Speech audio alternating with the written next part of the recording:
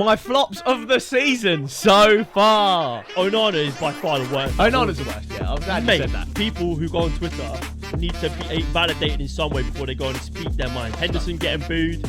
Good. You could lose 3 players when starting a City team, and losing one Rodri is worse. They're not talking about Jude's price tag, and they're not talking about Rice's price tag, because those two guys, even though they've gone for 100+ million, they're delivering.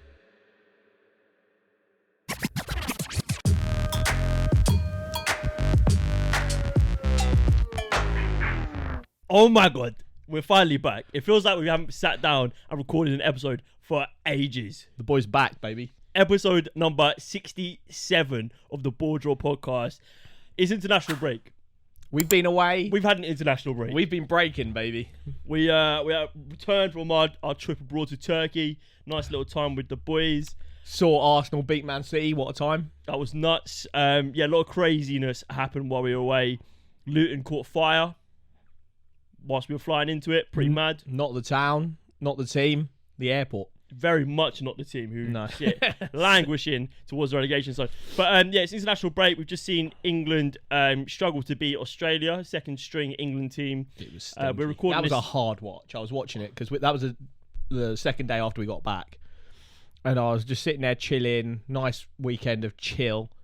Started off by watching England. They were so bad. Yeah, it was. I don't know, but what I do like, I like Duncan Colwell. I like giving opportunities to play like Ollie Watkins, players that don't get in the team much. I like that.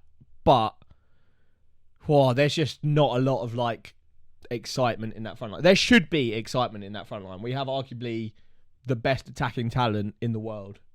France are pretty good. France are pretty good. But Brazil are pretty good as well. Yeah, but we're up there. And I just watch us and I'm like, bro, how are we struggling to score a goal against Australia? Yeah. I like Australia, but yeah. Henderson getting booed. Good. Gareth Southgate, little scumbag, was like, I don't understand why England fans are booing him. He's given them so much. Yeah, that's the past, mate. We're in the present. The geezer's like 35 years old, plays in Saudi Arabia, backed the LGBTQ community. And then sacked them off. And then sacked them off to move there for $1. So it's like, no, you're a pagan. Said you wouldn't be involved in promoting the Saudi 2034 World Cup or whatever. He's a little wetty. Just a liar, man. Yeah. And he's shit at football. There's literally nothing going for him. I don't mind him, but you need to, bygones are bygones. Just let him go now. I understand you want a bit of maturity and experience in your team, but you can get that. There's players who have that already. We have Champions League winning players on the bench. Facts. I'd rather have Calvin Phillips playing in the middle of that park than 100%. John Henderson. Yeah, 100%. I don't get it, but for me, that is what it is. We're recording this the day, literally a couple hours before England play Italy in the Euro qualifiers? Yes, so it's quite a big match, a little grudge match there. It is indeed. Who you backing? Well, Italy look pretty shocking at the moment. They had quite a good win last game, but scandalous. They got scandalous. Tonali got withdrawn because he's bloody betting scandal. Chiesa's injured. Fagioli's betting scandal as well. Zaniolo's betting scandal. All a bit of a mess, but I reckon it'll be. Spalletti doing it though. Yeah, I like Spalletti. I think it'll be a stinker, maybe 1-0 either way. Yeah, I'm not too sure. I mean, you'd think England will put out a strong side. Yeah, I think maybe so. We'll see Bukayo Saka back in the fold. Nah, he withdrew from the camp. Yeah, okay. Good boy, because my guy's been taken. He's been taken just a pummeling, constantly. But yeah, it'll be interesting to see how that turns out. Let's turn our gaze to the domestic league, the Premier League, the greatest league in the world. And we're going to just be having a little brief season review because what else is there to talk about? We're not going to talk about VAR because I feel like we've done that enough. Yeah, VAR. We're going to talk about football, baby. The beautiful game. Right, let's take a look towards the top end of the table. Read us out how it's lining up because it's looking spicy. So there's 2 teams currently undefeated in the Premier League. 2 North London teams. Tottenham and Arsenal sit first and second in the Premier League. Both on 20 points, 6 wins each, 2 draws, no losses. Very good start from the North London clubs. And then in third place, you got Man City.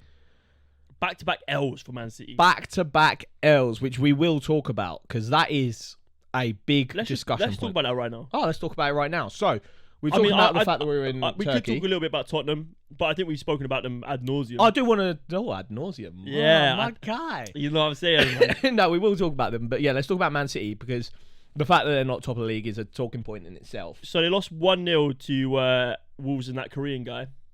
Nah, it was 2-1, wasn't it? Was it 2-1? I think it was 2-1. Okay, yeah, and they lost in midweek to the Toon Army in the Carabao Cup, and then they followed that up with a rather dry performance against an Arsenal team who took their chances. Gabriel Martinelli, the shirt has been given away, by the way. Shout out, Chris. But yeah, it wasn't a great performance from either side, I don't think. No, it was cagey. Yeah, it was a tactical stalemate. And I think Arsenal fans would be very happy with that result. Very chuffed, mate. And 12, I think even if it was a draw, I think you would have been very happy coming out of that game. Yeah. Completely neutralised Erling Haaland. Saliba had an absolute monster. Gabriel Martinelli came on and did do really well, but for me, Saliba was by far and away the man. Mate, we're going to talk about players that are killing it this season in a bit. But yeah, the way that Saliba and Gabriel Magalhaes goes under the radar a lot, because he is next to, in my opinion, the best centre-back in the world at the moment. And yeah, the way that they pocketed this guy is crazy. And they've done it twice now. They did it in the Community Shield as well. Yeah, I think we said this from day dot about Haaland. You cut the service. He doesn't offer anything. He's not Harry Kane. He won't come deep to get the ball. His link-up plays like very average.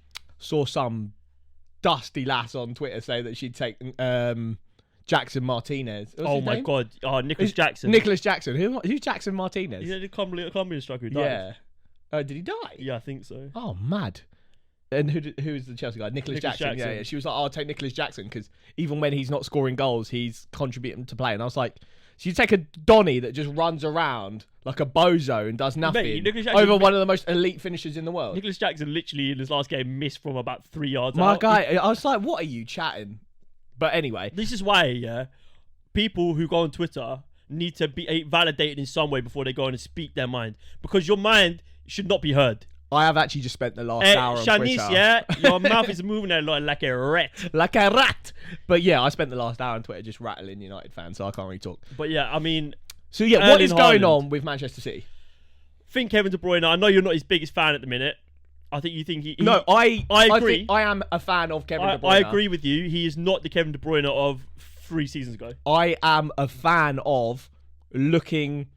at the present in the eye and being like, that is what is calling happening. It what it is. And I can agree with you. His legs are gone. He is not the same Kevin De Bruyne that we had 3 years ago. Exactly. Time waits for no man. Time comes for us all. Exactly. Maybe apart from James Milner. But I think he's a big loss. He is. Also, Gundogan and Riyad Mahrez, massive losses. I agree. Defensively, I don't think they're that bad. But Rodri being out of that team is probably a bigger loss to them than losing Haaland. That probably contributes to the back-to-back losses. Oh, 100%. I think you could lose any player, or like you could lose 3 players when starting a City team, and losing one Rodri is worse. I totally agree. I think there's no one in that midfield that does what he does. There's no one in the Premier League who does it as well as him. As well as, I'd say the only other player that I think Rice is close is probably Rice. Yeah, I agree. Like Marshall. If they had Rice, can you imagine if they got Rice and then you would have been done. Mate, the league would have been so boring. I tweeted this about Jude Bellingham not going to Man City, and I was like, thank God for that, because he would have been like the perfect Gundo replacement, because he kind of takes midfield and contributes goal scoring like Gundo does. And I was like, that would have been so boring if they got Jude Bellingham. But if they got Jude Bellingham and Declan Rice, Jesus Christ, I actually would have to start watching a different league or a different sport. We might get to see him for England tonight. Yeah. Very nice. But yeah, Mahrez, Rodri, Gundogan. Yeah. Those are 2 players who just know how to win big games. They are both big game players. Yeah. Gundogan maybe one of the biggest game players of all time. Fact. In my opinion anyway. The Rodri loss was massive. You saw it. Man City failed to control the game through the middle of the park. He just creates so much composure throughout the team. He's like an epicenter of composure. I agree. The ripples come out and the team's just like relax and they know what to do. Shout out the ripple effect. You don't need to worry when you have Rodri behind you. Yeah, like you're like just the world is a better place when he's in that team for them anyway. Yeah, for the rest of the world, not so much. There is no player who Rico Lewis was good, but Rico Lewis is. They're missing John Stones as well, weren't they? I feel like, and I like Rico Lewis a lot. I feel like there's a little bit too much hype around him, because I feel like you could plop most kind of clued up centre midfielders in that team and they'd look okay. I think Rico Lewis in a big game isn't like there enough to take it by the scruff. So he had a decent performance. And he's 18, so I don't want to get on him too much. He had a decent performance. Yeah. He didn't look out of place at all. No. I think sometimes though, like people quite hype on about his versatility. I don't necessarily think that's the best thing. It's one of those players you don't want to be a player who fills a position. Yeah. You want to be an elite player in a position. Yeah, that was... You could play, you could play across the front three or something. That's great. But you want to be the most elite left winger or the most elite striker. That's what, like, Ainsley Maitland-Niles, who was someone I'm thinking about. He was like, I want to be a centre mid, but he was so good at wing back. And Oxlade-Chamberlain so good at wing backs that you become too versatile to your own detriment. Well, it's like Saka early on in his career. He was left wing back, played like left wing. You got to be a bad man. And then he just said, look, I'm a right winger. Yeah, take that position and be like, I'm playing there. And that kind of links to the person I want to talk about next. Philip Foden. I feel like I've come for him quite a lot in the last few pods. We spoke about him not too long ago. Versatility is great. Phil is versatile. He can play the deeper midfielder. He can play the number 10. That comes purely down to his technical excellence. He can play either wings to proper high level. They're technically the best player in the Premier League. But he's been a starting Manchester City player now for nigh on 5 years, I'd say. And I still don't know what his best position is. That isn't a good thing. I feel like the worst thing for him in his development as a player, and it sounds backwards to say it, is Pep. I think I agree. He needs more creative freedom. He needs to break out of a structure. I think he'd be so good under like an Ancelotti. I agree. Under an Ancelotti, mate, it would be different. And that's a good point.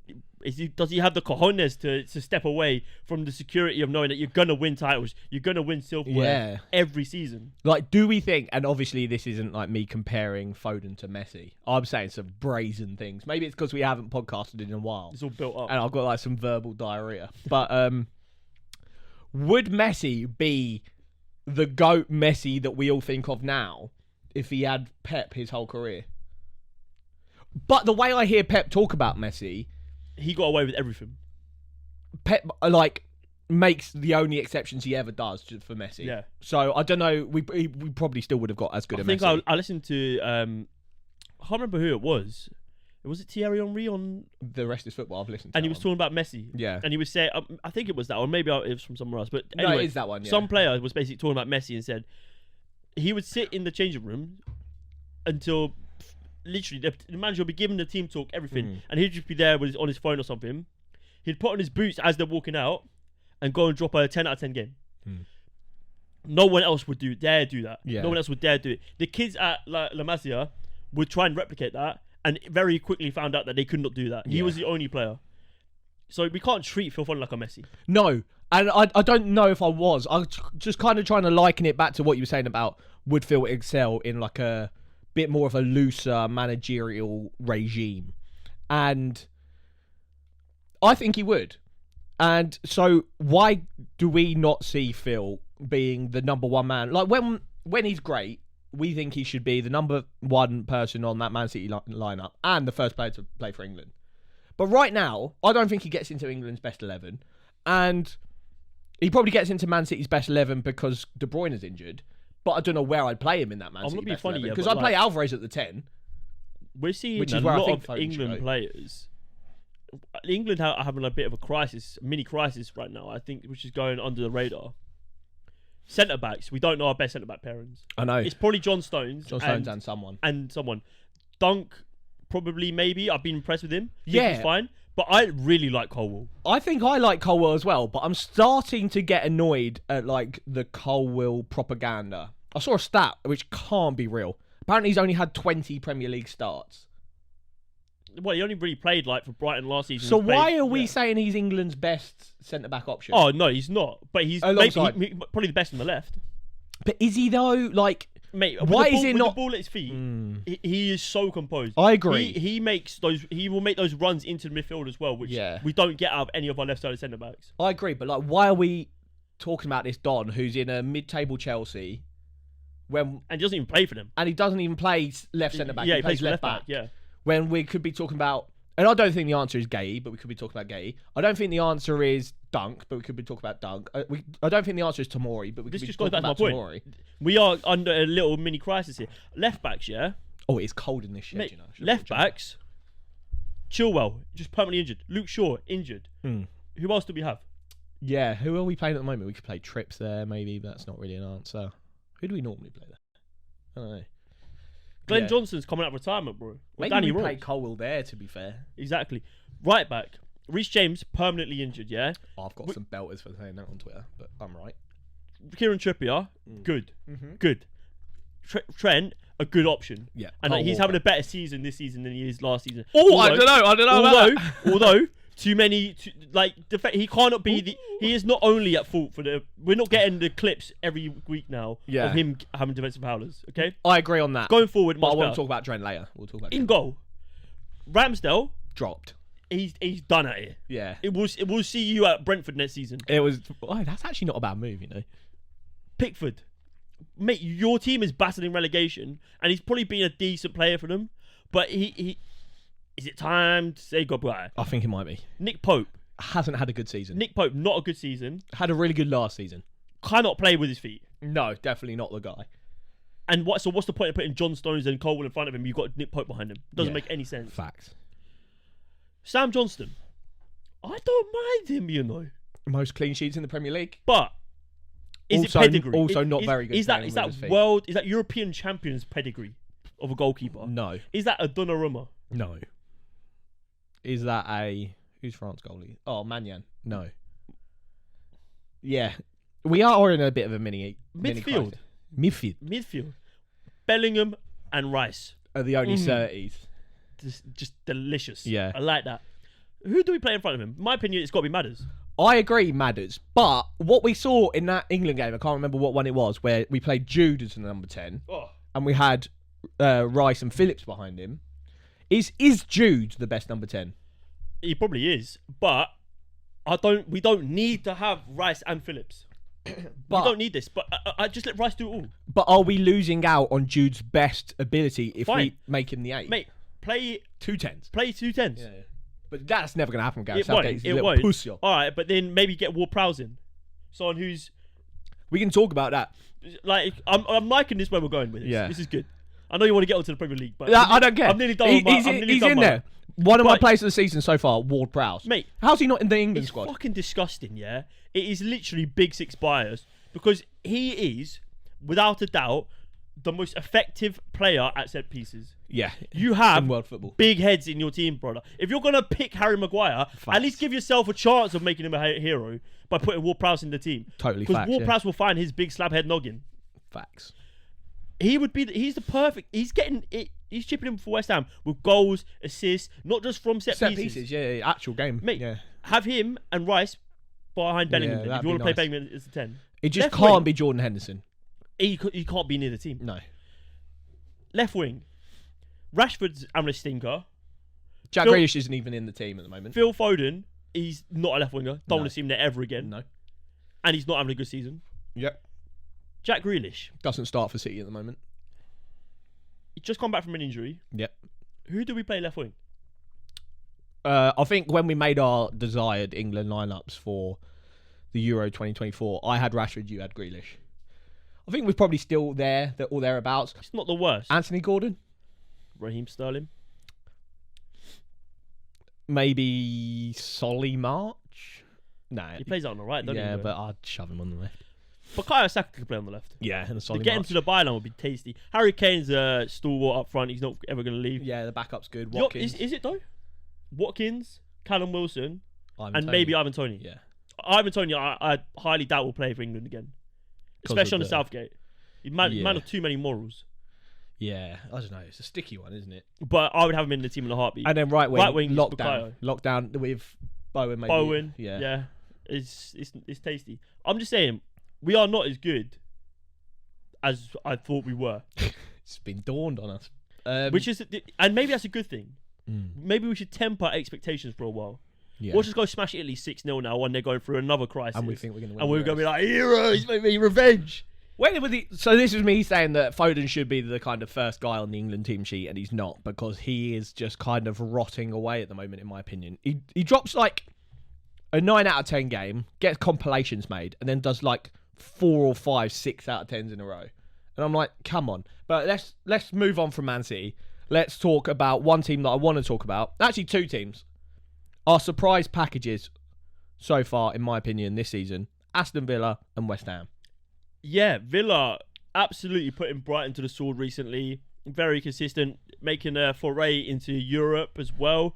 West Ham, European champions. I had West Ham, and I said this on the pod we did with Jamie. I had West Ham finishing 17th. And I think I went a bit too... Well, to be fair, we did the predictions after they lost Rice and before they signed anyone. So, I mean, for me... But yeah, they're playing well. David Moyes, every time he's on the ropes, he bounces back. Because if they didn't win that Europa Conference League, he was gone. Oh, yeah, 100%. Him and Rice were gone in the summer. Yeah. Is he a top 5 manager in the league? Or top 6, maybe? Because you're saying... I think tactically, no. You're obviously saying Pep. You're obviously saying Jurgen, Mikel. Maybe. Just first naming everyone. Yeah. Roberto. Unai. Yeah, I agree. Eddie Howe? Is he better than Eddie Howe? Is he better than Eddie Howe? No. Ooh. How many times has Moyes been relegated? Yeah, Yeah, that's a tight one. Let us know. Who would you rather... as a manager, who do you think is a best? Not who would you rather, actually, because one is kind of at the end of their career. One's pretty much at like the prime. David of their Moyes career. is not. He's not. He could do a Roy. To Have be you fair. seen Roy? Yeah, David Moyes. I think. But who would you take? Very underappreciated manager. Yes. So I want to talk about Aston Villa. His career was tainted by Man United. Oh yeah, 100%. Right. But so many managers have been tainted by Man United. I reckon probably Ole Gunnar Solskjaer's an all right manager, but his career. Mate, he stunk at Cardiff. He wasn't even good at Molde. But I want to talk about Aston Villa. I got so many rattled United fans in our mentions. If you haven't followed us on Twitter, follow us on Twitter. It's good stuff over there. I tweeted that Aston Villa should achieve more than Man United this season. Should. Compulsory. They've got a better manager, I said. They've got a better squad, I said. They're on better form. Why shouldn't they be looking to achieve more than Manchester United this season? Because talk to me. They haven't spent £1 billion and still want their owners out. That I don't know what else to say. Like if there were two boats, there was a flood and there was two boats, and you had to decide which one is going to allow me survival. One boat is going to drown. I'm hopping in the Aston Villa boat, mate. With Don Unai at the helm. That's a good captain. You know, he's minimal casualties. 100%. I agree with you, and I think they've had a phenomenal season. He's got Ollie Watkins doing what we knew Ollie Watkins to do. I think at the moment best striker in the Premier League. Most informed. Yeah, definitely. Yeah. McGinn, unreal. Douglas Luiz, he's one of my favourite Premier League players. Oh, well then you'll love what some rattled United fan tweeted. They were like, "Oh, how can you compare United and Aston Villa when Aston Villa have got a midfield of John McGinn and Douglas Luiz, and Man United have got Casemiro and Bruno?" And I was like, "Brother, your best midfielder is McTominay." I was like, "Don't even start, man. Your best midfielder is McTominay. You struggled to beat Brentford, yeah. You had to have the McSauce come in to rescue you. And Brentford are like 17th in the league or something, mate. Like what are they 15th? I want to talk about Brentford as well, because that's nuts. Your team's washed. And I've been backing Man United a little bit. I have been so against every time these men have been shouting propaganda. I'm being like, look, we've got to give them time. They've got bare injuries. But let's not be stupid. Let's not spout some breeze without backing it up. Douglas Luiz is a baller. 100%. And he would be in a Man United start 11. Let us know who's going to achieve more this season, Aston Villa or Man United, because they've both got European competition. Another guy in the DMs was like, "Oh, why don't you compare them to Chelsea? Why don't you compare them to Newcastle? You're just using United for clout." And I was like, firstly, Newcastle and Aston Villa, they're both on like a similar trajectory at the moment. They both were shambles, then both had a very good last season, both had decent investment, both playing European football. Both making smart moves. So you can't really compare those two. And then they were like, "Why can't you talk about Chelsea?" You can compare them, but it's the same thing. But it's the same thing, yeah. And then the other one was like, "Oh, why didn't you compare them to Chelsea?" Chelsea have spent $1 billion, have no European football. No one could compete with Chelsea. And no expectations, so you can't compare that. No one could compete in the school of clownery with Chelsea. So United are the only decent comparison to... You're comparing a team Man United. who are on the to way Aston up Villa. and a team who are struggling to stop an implosion. And I love to see it. But Aston Villa, West Ham, absolutely doing bits. We thought Aston Villa would do quite well. You had them really high in your I did. I had them 6th. Or 5th, maybe. And I think 6th. West Ham smashing everyone's expectations after losing. Mate, Paquetá is a baller. Mohamed Kudus looks like a phenomenal addition. Yeah. I was listening to Talk Sport, and maybe it was Wrestlers Football. I was into Wrestlers Football as well. You're loving and they were like, what's his name? Kudus. From where's he from? I was like, how do you not know who Kudus is, man? Yeah. This is your job. Yeah, literally. But it's mad. Well done, West Ham and Villa. Brighton also doing well. Liverpool sitting in 4th. Yes, I do want to talk less about Liverpool as a whole, because I think they're there or thereabouts where I think they should be. They've been done a little bit dirty by VAR. Yeah. And without that, they'd be sat second, joint. They'll be third in the league. They'd be above City, wouldn't they? Yeah, to be fair, and Spurs would have lost points. So your Arsenal would be sitting pretty. Oh, come on. But let's look at the other end of the table where things are not so pretty. We're talking about the bottom end, kind of like the bottom 5, maybe. Sheffield United and Bournemouth are the only 2 teams in the league to have a win. Sheffield United to be winless. Sheffield United kind of ignore that because who cares? Bournemouth, we both had to have a pretty good season. We liked what they did in the window. We thought they were like like a progressive move to they get had Areola big in. dick energy. They're like we're not satisfied with Gary O'Neill. Exactly. We're not satisfied with just being let's scrape for the survival team. They went out there, they brought in like Clivert, they brought in who's that guy from Sassuolo? Can't remember. They brought in some big names. Tyler Adams. They bring Sinistera as well. Yeah, we like what they were doing. We did. And Iraola as a manager, Max Aaron's cheershest of the. He looked really, really exciting from. They had a good pre-season as well. And I can see what they're doing, but at some point you can't get to Christmas without a win. And you're looking at the manager that you sacked, who's sitting 5 places ahead of you. Yeah, with a Wolves team that's arguably worse. But the structure's there at Wolves. That's true. But yeah, it's right. I think they'll be all right, but they're fortunate that I think Burnley and Luton are worse. Well, they've actually got Gary O'Neill and Wolves next, so that'll be an interesting test for them. I can see it clicking though. Like, I haven't seen a lot of Bournemouth fans crying. Yeah, I haven't actually seen like a Bournemouth game where they've been like battered. No. So yeah, which is good. I think it takes time to build. Like, you went from Gary O'Neill's playstyle, which is very pragmatic, to being Iraola, which is very expansive. Tell a lie, they lost 3-0 last game, but to Everton as well. Tell a lie. But yeah, Sheffield United, you're done at here. I don't big see time. anyone. I think they're worse than Luton. Rob Edwards has a bit more about him. Rob Edwards does, and I said that like before the season started. I don't think by any shadow of a doubt that they're going to be clear. I think they're in a relegation battle the whole season. Mate, I think and probably will get relegated. But I think out of the newly promoted managers, I'd say maybe he's even got more about him than Vincent Kompany. He's got more pedigree. Does he? I mean, Kompany was like player manager for Anderlecht. Exactly. Yeah, I'd say Rob Edwards has got a bit more tactical now, so maybe a bit more of like a underdog mentality about his team. I think also there's like less eyes on him. Yeah, he's not 100%. As big a name as a Vincent Kompany. Yeah, Vincent Kompany already being touted to take over the Pep's job when he leaves.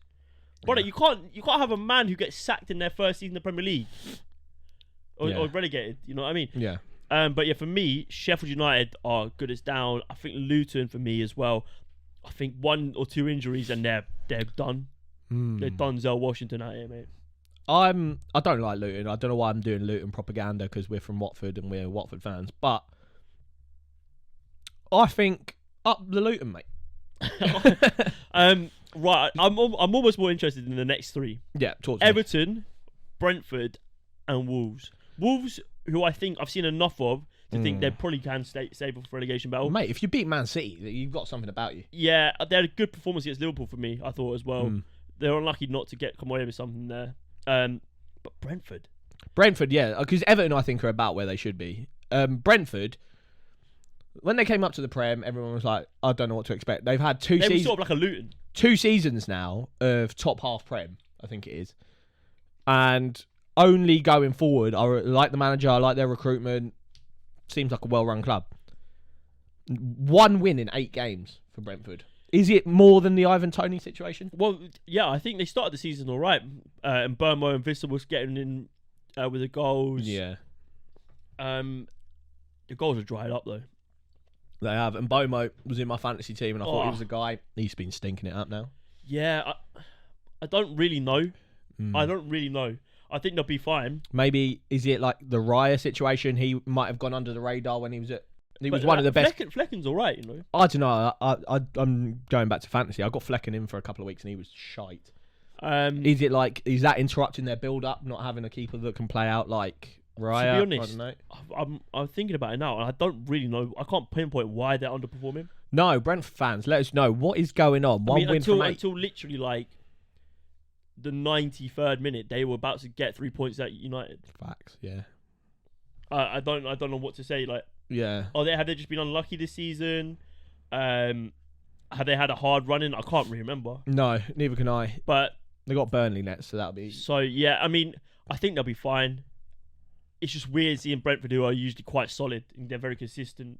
They would take scouts from the big dons. I always, when we played at Arsenal against Brentford, be like, oh, this is going to be a long day. Mate, yeah, when they smashed me like 4-0. So, yeah, Brentford, I think they'll be fine, but weird to see them, like you said, in 15th place. Shall we move on from the table now to talk about some of our feelings about teams? So we've done like our surprise team of the season. We said Spurs, Aston Villa, West Ham. Which team have you enjoyed watching the most this season? Apart from Arsenal for you, obviously. Enjoyed watching the most? I'd probably say Aston Villa.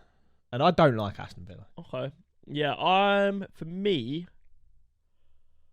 I don't want to just pick West Ham as because there are other surprise teams, but I like. There's a lot of grit about West Ham this season. Yeah, mate. The way Aston Villa tore apart Brighton, that's probably one of my favourite games of the season. That was a big game. For me, I could just maybe go Spurs. Yeah, but I'm liking Liverpool. I'm liking watching Liverpool going forward. So those are exciting teams. Should we talk about exciting players? Mate, let's talk about Szoboszlai, mate. I think he's so good. Yes. I think he's so good. If he had an actual DM behind him, I think him and McAllister would be... Did you see a goal that he scored for Hungary? Oh. And the international break scored a disgusting free kick.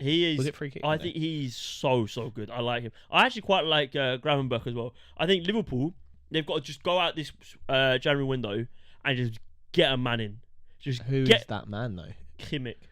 Yeah, mate. Yeah, maybe that's not yeah. You see they linked to Musiala. Why? Yeah, I don't know. You don't need, brother. How many midfielders do you need that can't Attacking play midfielder, DM? Yeah, exactly. Like, I don't know. Maybe you should go all out and get like Tuchemeni. Yeah. Doubt he'll leave though. Or I don't know. Like, just signed a new deal. Yeah. Or mate, go snatch Verratti from Saudi. Yeah. Just say, look, we can't pay you the wages, but you can win something. Yeah. While we're on attacking mids, mate, could you imagine if that's the thing that happens in January? Like, you know, all these players who've gone to Saudi, that want to play in the Euros, that might be getting snubbed. Cheeky little quick loan thing, 6-month loan, get yourself in contention for the squad. Am I predicting the future? Maybe. I think there's going to be some dodgy business going on. But Maddison, let's talk about Maddison, because I haven't been super sold with Spurs. I think they're doing great, top of the league, happy days. But I haven't been super sold. Like we said a couple of times, struggled to beat Sheffield United, got a lucky win there. Got an offside decision to beat Liverpool. If Rice didn't get injured for Arsenal probably beat them. So they've had a couple of results go their way. So I don't think it's all happy days and unicorns. But it's so much better. And it's so exciting to watch. And Ange is just the biggest boy in the Premier League. One of the reasons it's so exciting to watch is James Maddison. He is so good. For me, I think he might be the best creative player in the Premier League at the minute. 100%. I genuinely think he might be putting up like prime De Bruyne levels performance. Oh, I don't know about that. But not quite, but he's... But that might be down to the fact that haven't got a finisher like De Bruyne's had. Like De Bruyne's had Aguero and Haaland. Spurs have had a Richarlison who stinks, and Son who will drop a hat-trick and then drop nothing. I'm less sold on Son being back to his best than I am. Like I think he's getting away with it a bit. Who's Son? Yeah. I agree. I think he'll drop like 6 goals or whatever. He'll drop a couple of games where I can't tell you where he's had a hat-trick. Yeah. And he was lucky to get 2 goals. He did that last season against Leicester. He dropped the hat-trick and then gets away with like 5 games in a row where he doesn't score. And I think the similar things happened here. Yes, he scored twice against Arsenal, but I don't think Oh yeah, I think if you put a clinical striker in front of James Maddison, mate, you're fucking balling out. Like if Spurs signed Ivan Toney, mate, it'd be long. We spoke about Watkins already. Udogie as well, I think it's been good. Don't think it's too much to say though. I think he's been very good. Like, let's talk about your boy. Oh, Willie Saliba. I think I might agree with you, and I find myself doing that very rarely. But William Saliba. That's why you got poor ball knowledge, my boy. William Saliba, you're an Arsenal propaganda machine. I have a very neutral view on the Premier League. That's why we're great, mate. We've got one neutral, one disgustingly biased. But Big Willie is great, mate. I can't, like, normally I want to be like, yes, this guy is so good, but there's this one thing he can improve upon. There is actually nothing that I can think of that Saliba isn't that good at. There was a corner that came into the box. I can't remember if it was against Man City or was it against Spurs, where he defended it very poorly, and I was surprised you got away with it. That's the only thing I've seen all season. But like genuinely, there's no aspect of his game, like he reads the game so well. He's so quick, so strong. His ball playing is insane. Is he? He wins all his duels. Is he better than a prime Van Dijk? I think we're talking about it, mate. I think we're talking about it. That prime Liverpool team was so good. You got to win something though. So Van Dijk was also at that level and so good. Like, if you don't win anything this season, we're at an Arsenal that's the stew is almost ready. I'm just saying, yeah. If you don't win anything this season, he will be at a Madrid or PSG. Oh yeah, I think I've come to the conclusion that even if we do win stuff by like 2025, he's probably playing for Real Madrid. What will we know? 2023. I'm saying, yeah. Maybe summer of 25. What day? The transfer window opens in July. Yeah. I'm saying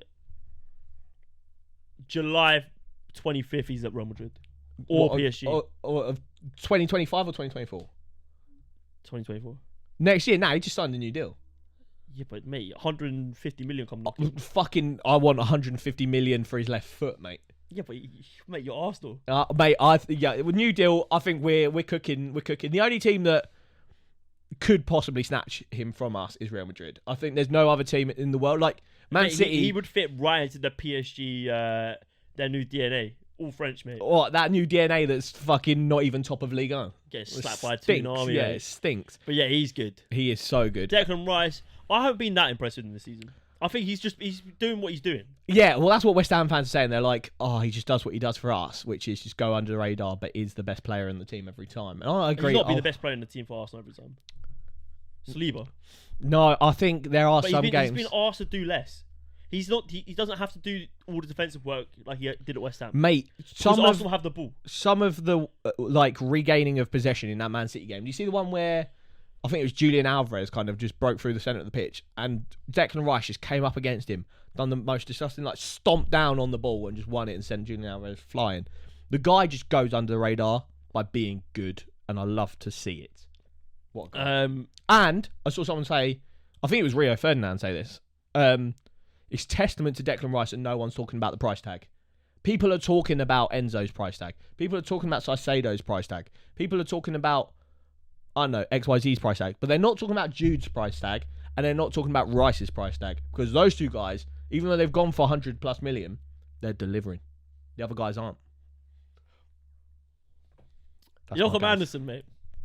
I think he's what a player. I love him. What a player. And I didn't realise. He is. Guess where Crystal Palace are in the league? It's not on the screen. Guess where they are? 9th. Yeah, they are 9th. But that is good, right? Like, that is good. I just think... Mate, they're always there or they're... I think just see them talking about like 14th. And like 13th. Yeah. That's where they'll be. They're having a bit of a cheeky season. Mate, considering they lost Zaha, Elise's been out injured. Eze's been injured for the last like couple of weeks. They haven't got a good striker. Jordan Ayew's like their best player. But I tell you what, they're blossoming. Sam Johnston, player. Anderson, player. Gahey, player. Mate, Gahey, Anderson, and Johnson. Nice little unit. Yeah, I think Joachim Andersen could do a job in the top 16. 100%. I've seen that Man United are looking at Gahey.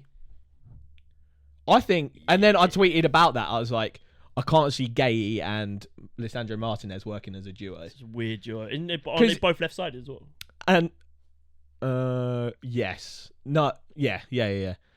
But like Gahey, when he comes across in the media, so calm, so like, just like PC and lovely. And Lissandro Martinez is just a massive cunt. I could see Mark Gay just being at Crystal Palace his whole career. Yeah, to be fair. Palace do that to players. Yeah. They somehow have players who just want to be there the whole career. I was kind of likening it to the Aaron Wan-Bissaka situation where he makes that move to Man United and then just ruins his career. Yeah, he'd be a good sign for Palace if they can get him back. Yeah. Um, Shall we move on to... We've done... we shouted out Ward-Prowse anyway. Ballers that are absolutely flying. Now let's talk about ballers, in my opinion. These are all mine because I whipped up the doc. Luke, feel free to add people that you think should be in here. Man, that first one, he's not a flop. My flops of the season so far. Right, so I've got Hodgland in my flops of the season so far. I agree that's probably a bit harsh. He scored, 2 Champions League goals, 0 Premier League goals? He was the best player on the pitch against Bayern and against Galatasaray. And I think he's a very good player. And I agree. I think he's good. He missed the first 4 games of the season. And he's coming to this Man United team, which the ship is very much on fire.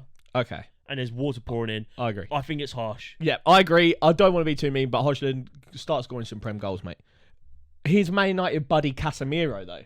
Yeah, he stinks. What's gone on there? Mate, I don't know what it is, yeah. Like, Fabinho the season before just fell off a cliff. What happens in that summer break? Are these dons, these Mate, Brazilian they're out dons there just like... doing some samba? What's the big beach in Brazil? Rio de Janeiro? Not the city, the beach. I don't know. There's like a famous beach. But yeah, they're like the Maracanã just drinking beers. Yeah, I was going to say, something's happening with these Brazilian Donnies in the summer break because they're coming back and they're a shadow of them former selves. So with Casemiro, is it done then? Should he not be in the team anymore?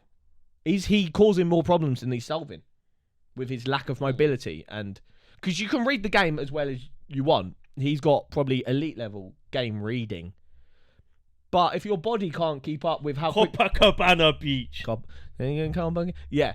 But if your brain is reading the game at elite level, but your body can't keep up, that's a problem. Time waits for no man. Exactly that. Man just stuck a whole team in here. Yeah, I said flops of the season so far, and I put Chelsea.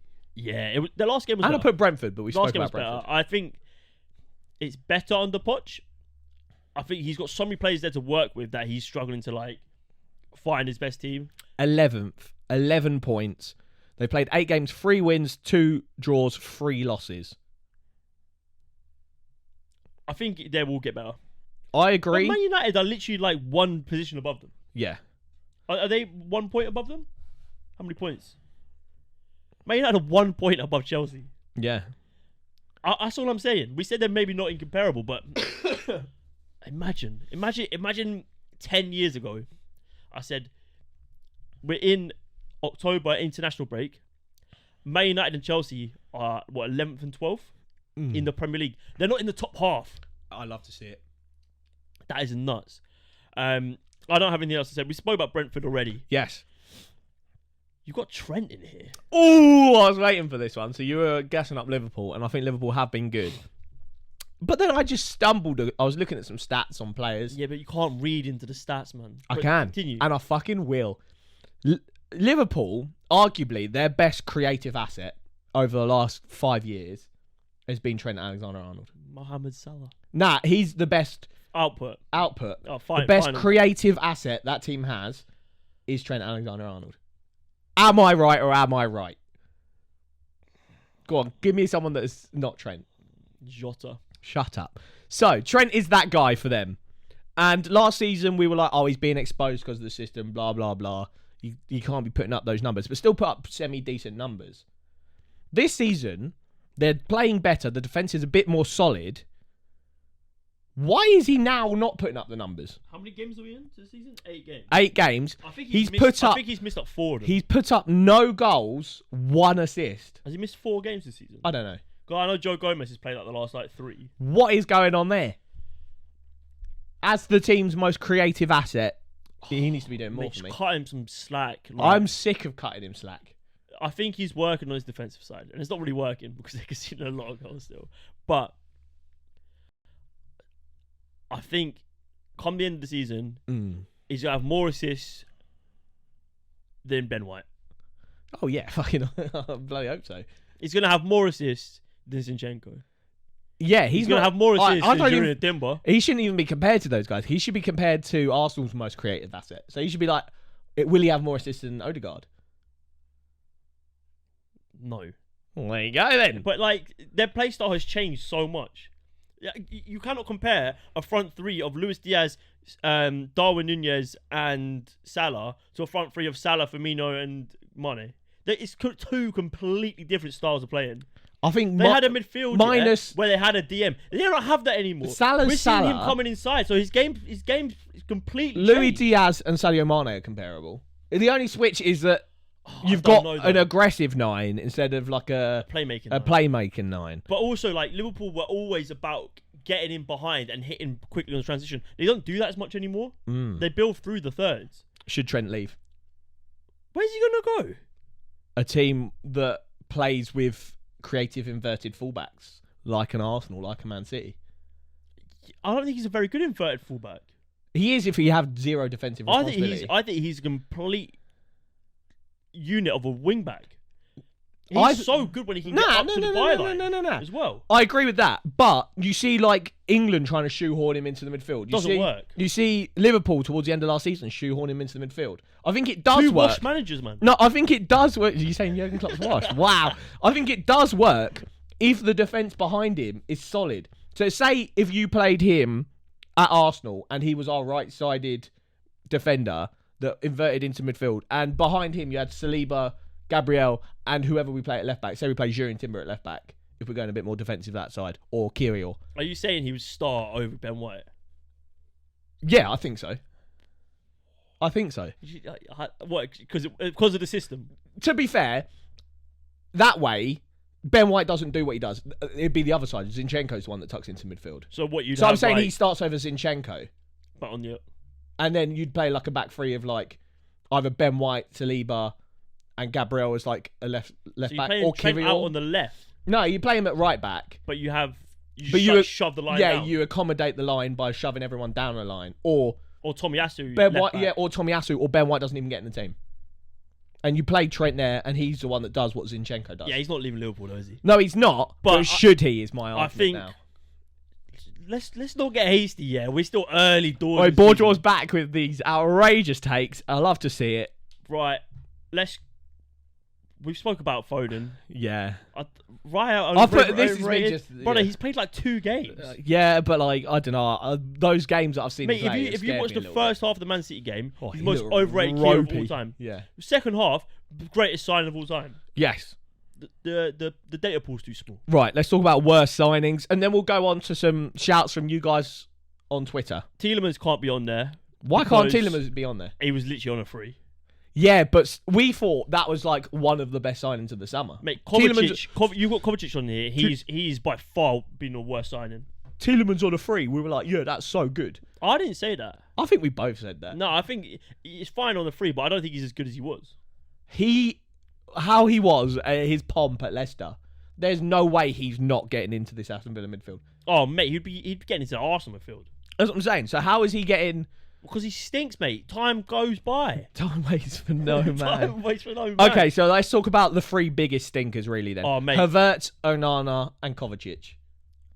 Kovacic is the least stinky out of all 3, in my opinion. I don't know. He hasn't sold me. And no, that's all he needs to do. But he was a lot cheaper than fucking Havertz. Yes. And Onana is by far the worst. Onana's the worst, yeah. I'm glad you said that. My keeper, if he's doing that... Yeah. Every time he gets the ball, and I know he's good with his feet, but boy, he's just asking. It'd be nice if he was also good with his hands. It'd be nice if he was good with his head. Yeah. Like, just because you can play like a cheeky little pass through doesn't mean you should. Yeah. Like, play the pass early. I know you want to draw people in, but brother, don't wait until you have to skip past him to play the ball. Are you trying to give every person in Manchester, the red side of Manchester, a heart attack? And all of that is like an added luxury. If you're a good keeper. Your keeper should be able to save P-rollers from the edge of the box. They would have more points this season if David De Gea was in goal. I should have tweeted that. Sharky does... Was it Sharky Does Sports or Football? I can't remember what his channel's called. But he was like, oh, we're doing a hot takes episode. Tweet us your hot takes. And that's when I tweeted about Aston Villa doing more this season than United. I should have tweeted United would have had more points with De Gea than Onana. That's a good one. Maybe I'll do that after this. Kai Havertz, he's my number 2. he just hasn't done it yet. I really want it to go well for him, but it's not. I think it can happen still. Yeah, I'm not sold. I'm not shut off to it. But for a lot of the time, he looks like Bambi on ice. He doesn't look like a football player. I think it's just a massive case of no like his confidence is like Harry Maguire level right now, where like everything you do is under the microscope. Was he a one-season wonder though? What at Leverkusen? Oh, I don't know. Yeah, maybe. Was he? I'm just saying. These questions must be asked. Right, let's run you through, just before we end, some of the shouts that we had on Twitter. So we put out on Twitter, give us your surprise team, give us your player of the season, flops, overrated, worst signing, blah, blah, blah. So Matt, from Back of the Net podcast, shout out Matt. His surprise team was West Ham. Agreed. And actually, that's 2 for 2 for West Ham, because that guy on Twitter, with the username, that guy, his surprise team was also West Ham. So that's big love for West Ham. I'm liking Matt's couple players this season. So obviously joining us on the Saliba, Maddison, Rice, Watkins. Pedro Neto, who has been outrageous for Wolves, probably one of the reasons that they're a little bit away out that relegation zone. He's been unreal. That's a brilliant shout. Yeah. And then he's got flops of the season. Bournemouth, I agree with that. We think that they should be, coming into the season, we thought they were. They should be competing with the likes of like Chelsea, Man United. Yeah. And then overrated. I like this. He's got Phil Foden in there as well. Yeah, Casemiro and Phil Foden. I don't think Phil Foden's overrated. I don't think he is overrated. I think the love that he's getting currently is overrated. And then step up. Worst signings, he's got Onana, Havertz, Tielemans, and Jimenez. Jimenez been that bad? It was like 2 million or something. Yeah, I don't know. Jimenez, worst sign, like they had to get someone in to replace Mitro. You can't do that. No. They would have to spend they have to get like an Osimhen in. Whoa. That's not happening, is he? Yeah. He's not coming down to the cottage and watching Victoria Sponge on a fucking Saturday at 3 o'clock. Yeah, I don't know about the Jimenez shout, but perhaps I'm uneducated. And then that guy, he's got players of the season. I think there's general love for Saliba, Watkins, Maddison, Rice, Udogie, and then he's got Isak. Yeah, Isak's been good. And then flop so far, he's got Chelsea and United, which we love to see. And then worst signings, he's got Nicholas Jackson, who we spoke about earlier. I think he'll be all right. He's creating chances. He's getting chances. And I think he just got hit as like a bit of form. Yes. And then he's got Havertz, Tielemans, Onana, Kovacic, and someone we haven't mentioned, Mason Mount, who has been injured. But yeah, he's been bare injured. He looked all right against Galatasaray until they started. I don't know. Onana was... Brother, how can you have any faith in your team when your goalkeeper is trying to do like around the world and shit? Yeah, long story short... He's like a pro club's keeper. Mate, he gets sat down at every opportunity. Like Icardi, yeah? How are you getting chipped like from that like that close to your goal? What was the game where... That wasn't the Champions League game where Icardi did, and his teammate did like the Perez and Henry penalty, and then Icardi missed the open goal. Yeah, no, that wasn't the same game, but that was funny. And what was the game where Onana literally got sat down like 10 yards outside his goal? Oh yeah, that was literally like his first game.